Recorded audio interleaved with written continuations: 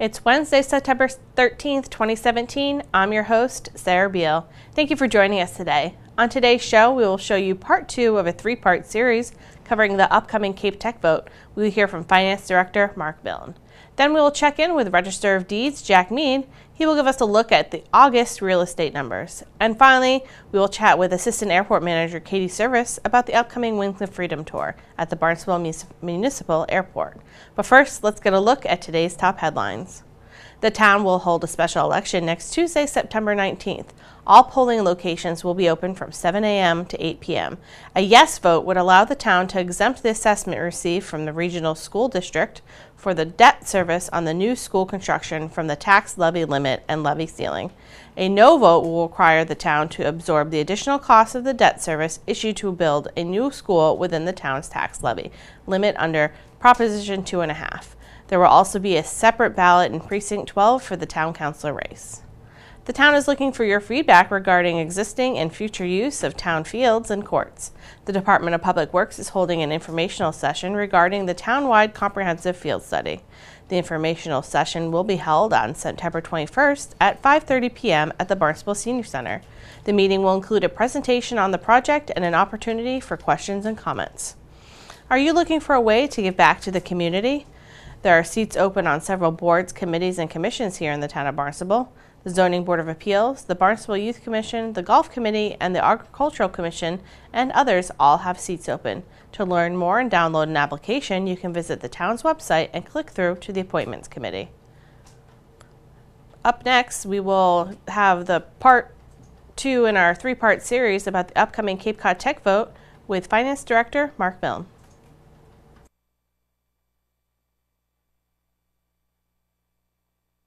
The debt exclusion vote scheduled for September 19th is to ask the voters in town if they would allow the town to add to the tax levy on an annual basis the amount of the assessment we will receive from the regional school district for the new school construction bond that they will be issuing to build the school.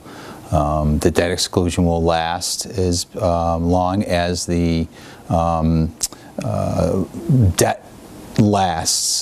So if they issue a 30-year bond to finance the school, it'll last for 30 years on the tax levy.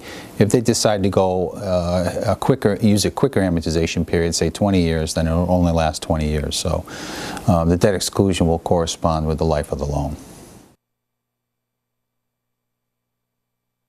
The example that the regional school district has provided to us for the financial impact to the town of Barnstable reveals that it's about a $1.6 million increase in the annual assessment that we'll receive from the regional school district. That has a significant budget impact to the town of Barnstable. It comes right off the top of our budget because it is considered a fixed cost. We would get a bill from the regional school district for that amount. And being such a considerable amount of money, we're asking the voters to consider allowing us to add it to the tax levy so it doesn't compete with all of the other operational services that the town has to fund. So we don't want to have it compete with that. So the question to allow us to ask to put it on the tax levy as an override will eliminate that competition for limited tax resources. It is estimated that based on our current assessed valuation in town, it's about 12 cents on the tax rate, meaning someone with an assessed valuation of $300,000 a year would be about a $36 a year, $3 a month increase in their tax bill. That's using a 30-year amortization period, which is what the school district provided to us for illustrative purposes. The vote is scheduled before the school district's vote which would allow them to authorize the debt, because we want to get the information out as to what the financial impact is for this project. Sending voters to a poll October 25th without understanding completely what the financial impact is could be problematic. So This vote will give us the opportunity to at least explain, what that tax rate impact is, what that tax bill impact is. I think you want to have voters know what that is before they walk into a poll that asks them whether or not they'll allow the school district to issue this debt. Because if you do that afterwards, they don't have all the information necessary to make a good educated vote. The town council could authorize a debt exclusion Proposition 2.5 override vote again if it chooses to do so. There's nothing prohibiting them from going back to the voters and subsequently asking for this again if it fails on September 19th and the regional school district vote passes. Similarly, if the regional school district project, their vote fails October 24th, they could come back and ask again for the authorization to issue that debt. So both questions could come back to the voters district-wide and town-wide in the future if they both fail. Another question that has been posed to me is that if the debt exclusion vote were to be approved and the school's project were to fail, what happens to the debt exclusion? And under those circumstances, the town would just never have anything to add to the tax levy because the school project didn't move forward. Even though it had the authorization to add a debt exclusion to the tax levy, there's no debt to add. So under those circumstances, it would just linger on and never be added to the levy itself. We would expect that to appear in fiscal year 2020 the first time. That's the estimate that the regional school district has given us.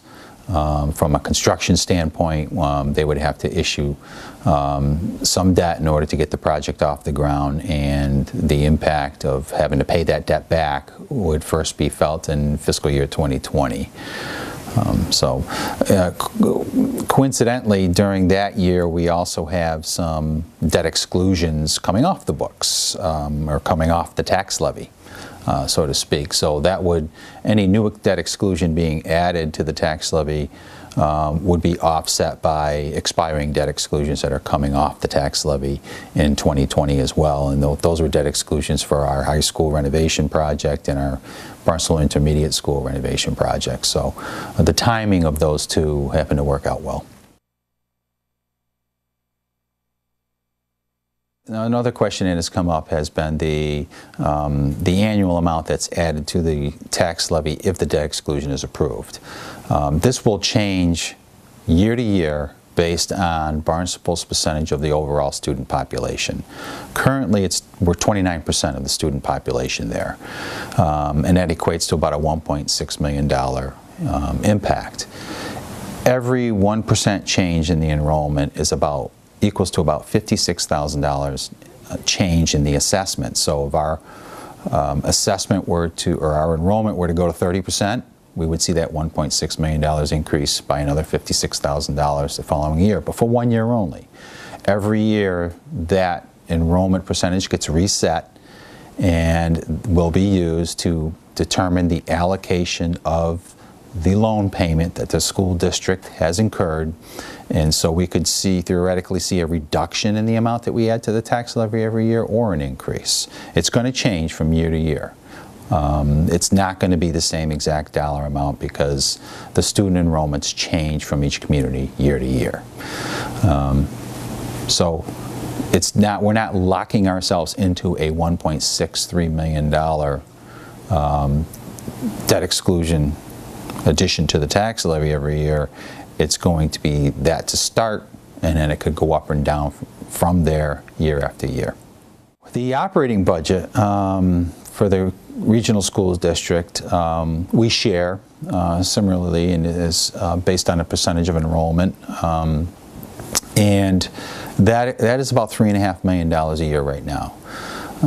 The cost of the debt service to build a new facility would add $1.6 million to that annual operating budget of $3.5 million. So that $3.5 million for the Coming up, we find out about what is going on at the Barnstable Municipal Airport with Assistant Airport Manager Katie Service. But first, let's check the real estate numbers with Barnstable County Register of Deeds, Jack Mead.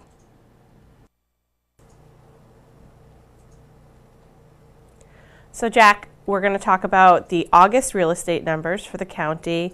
Looking pretty interesting. Why don't you tell me how August looked for you guys?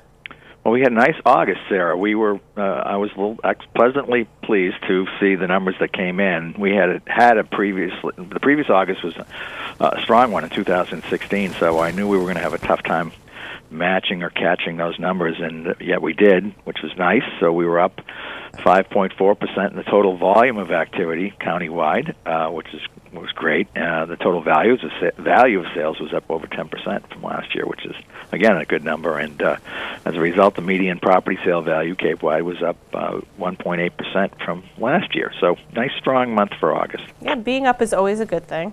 Correct. Yeah. Want to make sure we're going in the right direction. That's right. We like the positive numbers. Yes. And so far for the year, we've had some very positive numbers. So overall, through August, we're up 5% in terms of the level of activity that we've seen, which is, again, a nice solid number. Happy to see that. And consequently, the values are up over 7%, and the individual sales value is almost up 6%. Wow. From last year. So we've been consistent last few years. We've been looking at those numbers at anywhere 4 or 5% annual value increases, which are nice, strong, steady numbers. They're not spectacular, but we've been through spectacular in the past, and we don't. Sometimes the result of spectacular is some really bad stuff coming the other way. Yeah. So this is a little more consistent numbers that we've seen for the last few years in terms of growth, slow and steady, reasonable and steady, and that makes for a solid market, I think. Yeah, that's not a bad place to be.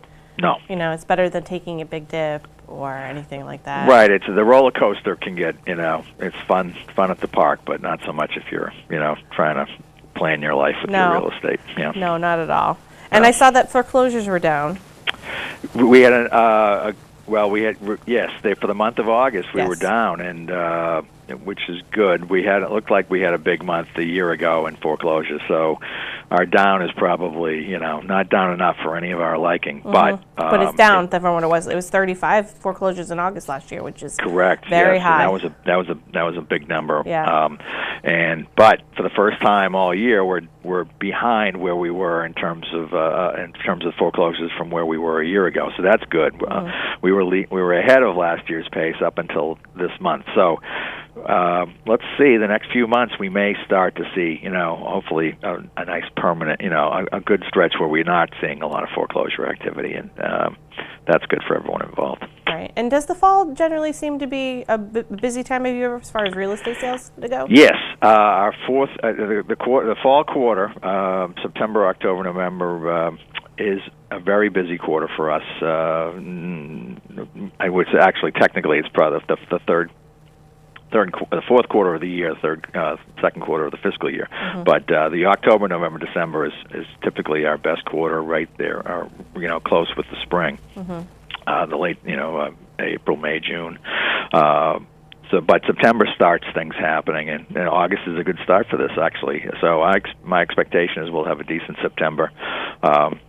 And then we always have better numbers in the fall. So unless I've jinxed it, our fall numbers should be strong coming to the end of the year. Hopefully, there's no jinx. Now, is there any particular reason why you tend to see better numbers in the late spring and the later parts of the fall? I guess it's just I think it's an advent of likely it's the way we have a big second home market here in the Cape, and in the summertime people want to be at the beach, right. Or doing summer things. Right. And in the winter, nobody wants to be outside, so. Right, in the winter it's tough. So, but people start doing their second home shopping or home shopping sort of in the early spring, early fall, and as they see things, and they either want to buy something to get it ready for the next season, or buy something in the spring to have it for the summer. And it's just a pattern that's occurred over over a long time. So our it just that's what we expect to see happening. As our best quarters are in the spring and the fall, and our weaker quarters are in the summer. And by far, our weakest quarter is the first 3 months of the year, of the calendar year. So, January, February, March, very quiet, and then things really pick up in the late spring. So it's just a pattern that we've seen for a long time. I've been here almost 30 years, and it hasn't changed. Right. And I'm sure it was that way well before I got here. So just I think the nature of the beast so much is given where our area is in New England, and I think I wouldn't be shocked if that pattern holds in a lot of areas of this neck of the woods in New England. Definitely. Well, just like everything on Cape Cod, it has an ebb and a flow. And that's how Correct. it tends to go. It's right, like the tides. They come in and go out, and with the ebb and the flow, and so that's real estate to some degree as well. Okay, great. Well, thank you so much for joining us today and giving us an update on the county real estate numbers. I really appreciate it. Happy to, Sarah, and look forward to talking to you next month. Thank you. Have a great day. All right, you too. Take care. Bye. My guest today is Register of Deeds, Jack Mead.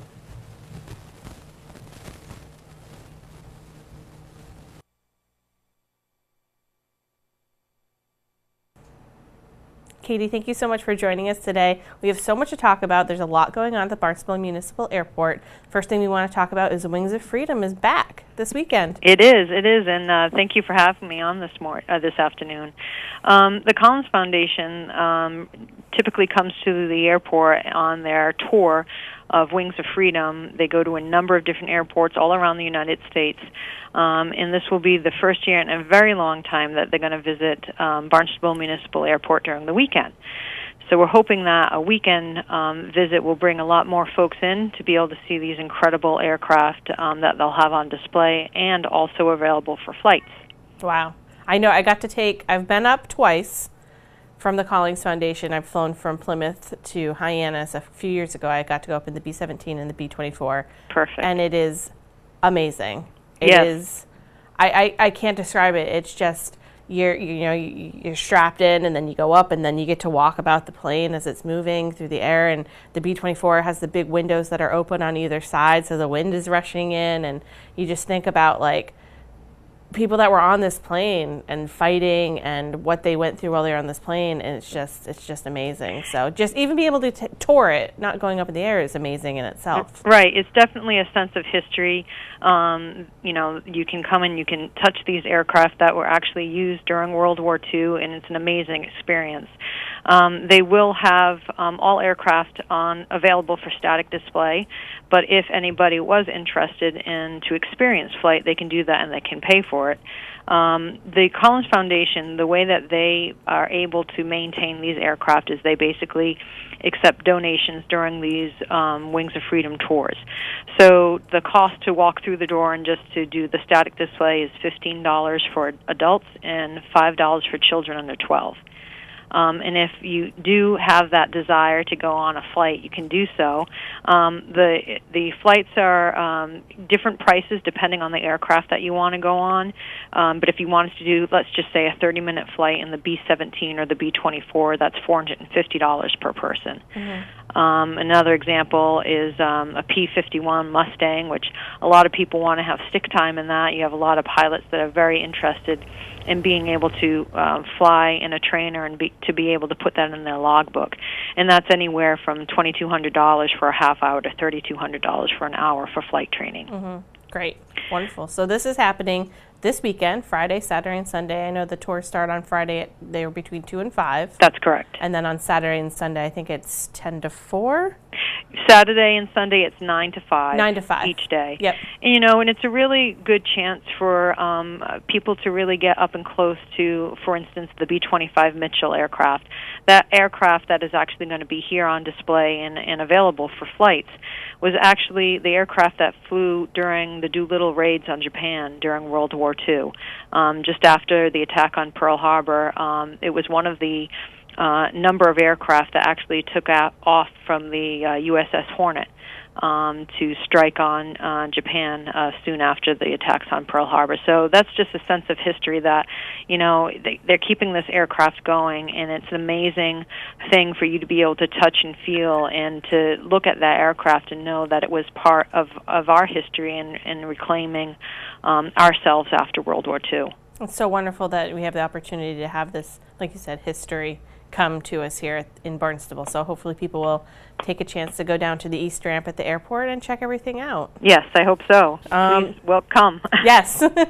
Another thing you want to talk about today is you attended back in June, I believe, what's called a Jumpstart Conference. What can you tell us about exactly what a Jumpstart Conference is? Sure. Throughout the year, airlines set up meetings that they can have with, if airports are interested in, for instance, adding additional service to their airport or starting service at the airport. They have what is called speed dating for airports, and it's an opportunity for the airport to meet with a number of different airlines. They have about a 15 to 20 minute session with that airline to talk about the airport, what the facilities are at that airport, and to try to drum up business for the airport and for the community.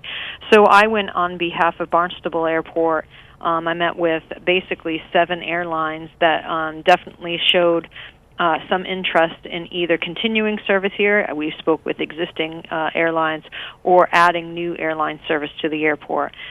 With our numbers being down after the loss of Island Airlines in December of 2015, last year our numbers started to decline. This year they're over 60% lower than last year's numbers. So we definitely need to look at getting those passenger numbers back up and providing some other opportunities for our community. Mm-hmm. So I met with 7 airlines in the hopes of them looking at Hyannis a little bit more strongly to offer service. One of the key things that we did this year is we went in cahoots with Nantucket Airport, and we sat with a number of different airlines, not all 7, but we sat with a number of different airlines to show that this is really a regional approach for our community. We do fine in the summertime, and especially we have JetBlue, we have Cape Air, we have Retric Shuttle, but we need that gap to be filled off-season. And that's really a regional gap that needs to be filled. We need to get people to and from the islands to different locations and within the national airspace system to different airports. And when we went in with a regional approach, the airlines seemed very, very interested in that approach. So we need to keep that discussion going. That's great. That's such an important thing for our local airport, and like you said, for the region as a whole, to have that air service available to the residents here and also on the island. So. Correct. That's very good. Okay, so the last thing we got real quick, Cape Cod Young Professionals Back to Business Bash is happening, I think you said September 28th. That's correct. So this is our second year of hosting Cape Cod Young Professionals. It's been a really great partnership with them. We offer the terminal space to them that they can use for their bash. Last year, over 600 participants attended their 10-year anniversary bash. This year, we were able to add another tent to our venue, so it allows for more people to be coming into and out of the terminal. Right now, we have sold 750 tickets. I believe the cap is 800 tickets, so if you haven't purchased your ticket yet for Cape Cod Young Professionals, I would do so. Yeah.